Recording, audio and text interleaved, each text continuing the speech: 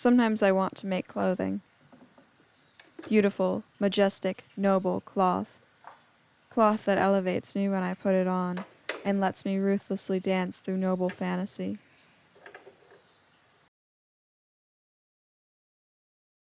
I am a warrior wearing a pink and black athleisure wear armor suit as I train with my stick sword. I am a beautiful prince in a valiant purple jacket, ruling with a fair but firm hand from my gold-encrusted throne. I am a New York socialite, cascading from work to a dinner party in an ornate blue suit. Sometimes I think about making clothing, about being able to transform my ordinary closet into a brilliant patchwork of detailed, tailored gems, each a symbol of my steady patience, a reflection of my inner mind. Then, I don't. Maybe I will.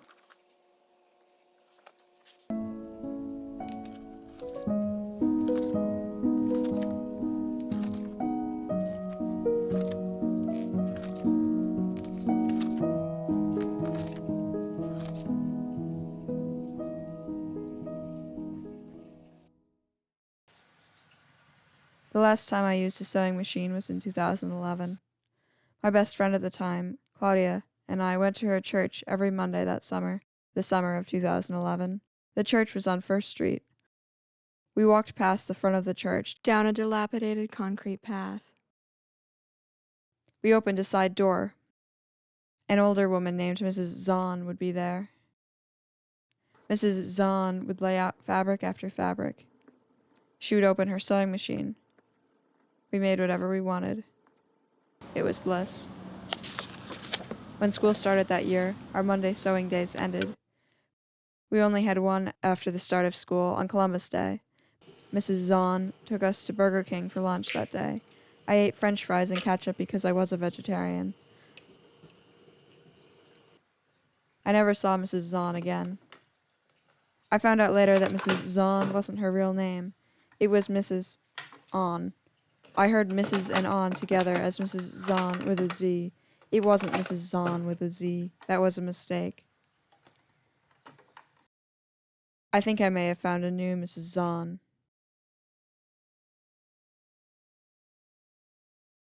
It's 10 years later. Claudia moved away.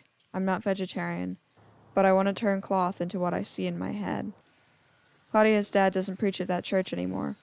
I no longer want to make 3/4 length sheep print pajama pants, but I want to make something. Earlier this summer, the summer of 2021, my friend Renee visited from Columbus, Ohio.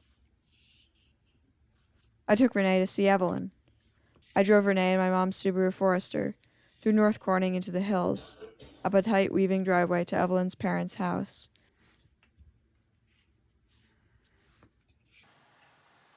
We got out of the car and walked down a concrete path. This one wasn't dilapidated. We knocked on the door and went up carpeted stairs to a room filled with fabric. Evelyn showed us books full of colorful pictures of beautiful fabric, of noble dresses and suits to fit a fair and noble prince. I want a suit to fit me. I want to be a fair and noble prince. I want to have integrity and be honest and kind. I want to help others and dance and find love. I want to make clothing.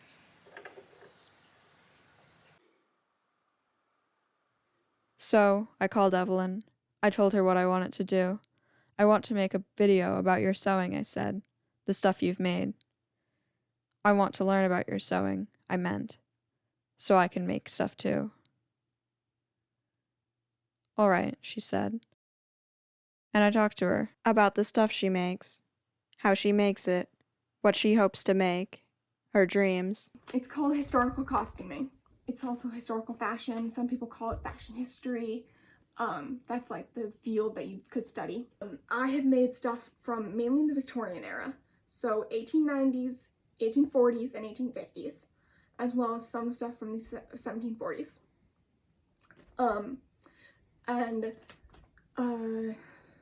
I've made mostly skirts, mostly women's stuff, because I have that kind of model.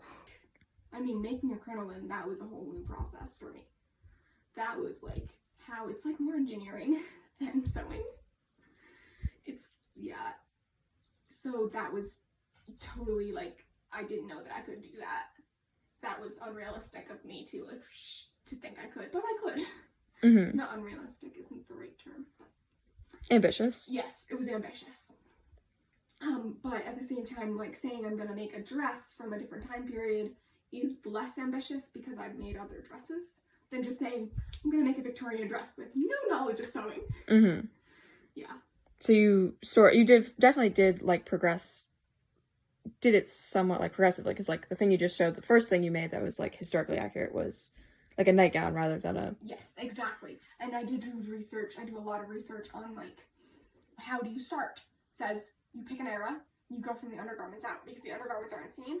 You can make more mistakes on them. But you also want to pick something, no matter how ambitious it is, that you love, because you will be inspired to continue if you don't love what you're making. So I picked, what did I make first? 1890s. I just was really into the walking skirt era and like that kind of thing at first, so I liked that. I really loved crinolines then too. I still really love crinolines because they're the biggest skirts you can get. Why do you think you liked the like 1890s walking skirt era? I don't know. It looks kind of not modern, but like stylish because it's very slim fitting. It just has this nice A-line skirt. It's very flattering. It also looks very businessy. And I like that kind of thing. Interestingly, I don't know. I just also was watching Bernadette Banner's videos on making walking skirts at that time, and I wanted to make one. So, yeah, it depends on what media I'm consuming and stuff like that. How does like making these dresses relate to other things you've done, like in terms of like you're talking about the crinoline being engineering? Yeah, so that's definitely helpful. It's like an engineering design challenge to figure out how we put this thing together. I went through this thing where I can show you my crinolines in here.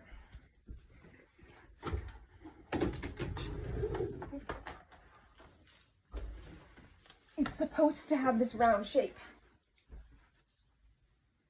as you can see, but when I first did it, it was collapsing on itself.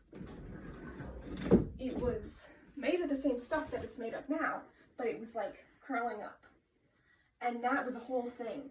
I went out, I bought different materials. I just didn't know how to make it stay in the circle that it is now. And I had to like figure out, think about the materials, all of that kind of thing. I ended up ironing it and it stays more flat. Do you iron it? Flat? Is that what ended up solving the issue? Ironing. Just ironing? Just ironing. But you had to go through a lot of different like trial and error to get to ironing? I had to sleep on it, basically. So that's like an engineering problem, sort of, from what I understand. I mean, I'm going into engineering, but we don't have much experience on what engineering is. But that's like, you take a problem and you're trying to solve it with different things, but knowledge of the materials, knowledge of how to react to different things. And knowing what your end goal is too. Oh, let's put all 4 in. Maybe that'll help. Did not help. I put it in 4 times. Like, and you have to stuff it in there 4 times. How did you feel at that point? Oh my god, I was so mad. It was on my dress form and it just kept crumbling. Did you want to give up? I didn't. I wanted to make the crinoline, but I did want to give up. Yeah. Why didn't you?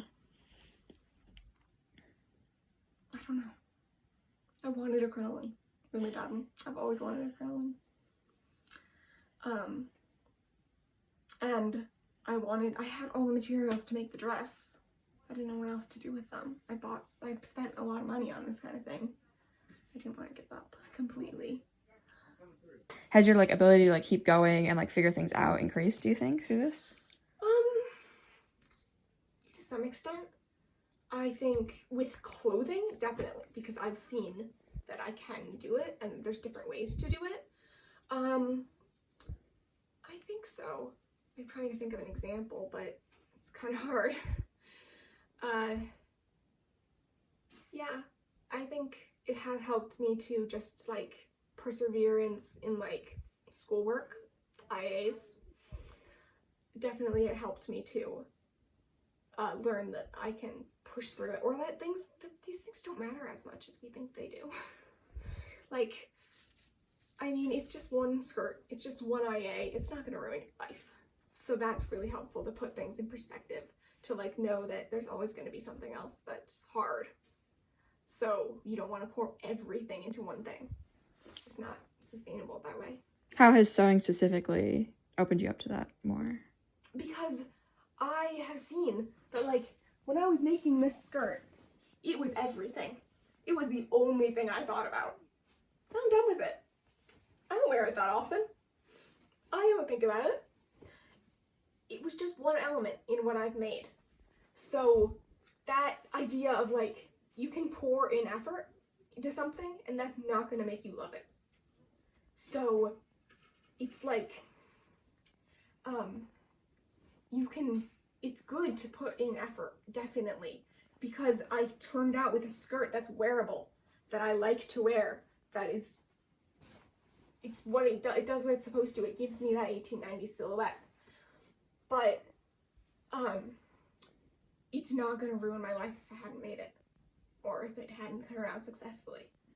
So that's definitely applicable to different things, that just because it's everything you can think about at that moment doesn't mean it's going to be everything forever. Have you had projects where you thought it was, you were like just super interested in invested in that one project, and it just didn't go well and you had to scrap it? Scrapping? Yeah. This petticoat goes with that shift. This is the 1700s. As you can see, that's not going to fit me. This is one of your super early pieces, right? This is the second thing I ever made. I was going to make a 1800s dress. 1740s. So that's like totally different style than what I'm used to now. Because I'm making Victorian, this is more Georgian. If you're going by British terms. I just wasn't interested in it. I never bought the fabric to make that dress. I made the stays, I made the petticoat, I made the shift. I just wasn't that interested, and then I got into the 1890s stuff and was way more interested in that. So I just scrapped the idea of making that dress. Just gave up on it. So I now have this petticoat that doesn't fit me, and I don't know what to do with. Why were you less interested in the 1740s stuff? I don't know. I'm just really drawn to Victorian stuff. I just love it. It's not exactly my style. It's very different looking. But it's also not as big skirts as I really like, which is my thing. I just love big skirts. So 1890s is more not big skirts, right? 1890s is, but like 1700s is just a different shape of skirt. This is the long this way, not this way. Okay. The flat this way skirts, like Marie Antoinette. Not my thing. Not my thing. I'll probably make it eventually, but it was just not as interesting and as inspiring to me as like Victorian stuff is. I love looking at, like, if you've ever seen the movie Emma, the new one, the 2021, they're just dancing in this hall, and it looks so cool. And they're just having conversations while dancing. They all know the steps. That's something that I think is really cool. What are your goals in terms of, like, historical stuff? Well, I want to go into historic preservation. So I want to preserve buildings that are existing, but maybe run down. I want to restore them. And also do the work of, like, maybe running a museum or a historical site that would give interactive type things. I've been to England, and like the historical houses and the castles they have there that are so pretty and so cool, and someone had to do the work of restoring them, understand the engineering, understand the architecture, and put them back to how they looked so that people can appreciate it. That's what I want to do. And I want to somehow put clothing in there with that. Maybe do, like, oh, what's the word? Like, oh my gosh. Like, represent the people of the time in those clothes, or give people access to what it was like to make those clothes, things like that. And it would also be really, really cool. I don't think this is an achievable goal, but to like see how films do the costumes for things. They have historical costumers do costumes for films, for historical films, and that's just amazing.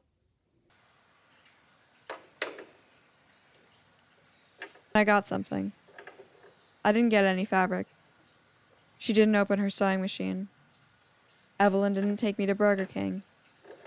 Though if we had gone, I wouldn't have needed to eat french fries and ketchup because I'm not a vegetarian anymore. But I got something. Something valuable. Something sought after. Something that comes through you when doubt is suspended, even for a moment. Evelyn gave me what you would call inspiration. Inspiration to make the things I want to make. She gave me access to the pictures in my mind, while Mrs. Zahn gave me access to the stuff to make the pictures I already had in my mind. Inspiration to suspend doubt for a moment, and then to let the sewing machine rumble through what I feed it, to turn the cloth into whatever I want. Like Mrs. Zahn did for me that summer in that church.